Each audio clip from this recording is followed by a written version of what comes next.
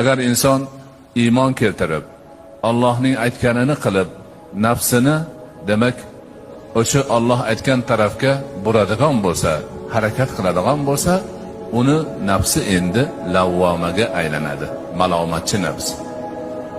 Egasiga, "Hoy, nimaga uxlayotibsan? Tur, namozingni o'qi. Kech qolding-ku" deydi. "Nimaga falon narsani qilmayapsan? Bu farz-ku. Qilmasang gunohkor bo'lasan" deb haligi malomatchi bo'lib qolgan nafs iymon bilan qurollangani uchun egasini doim yaxshi ishga, ibodatga, xayrga, barakaga, hamma yoqqa yaxshilik qilishga chorlaydi.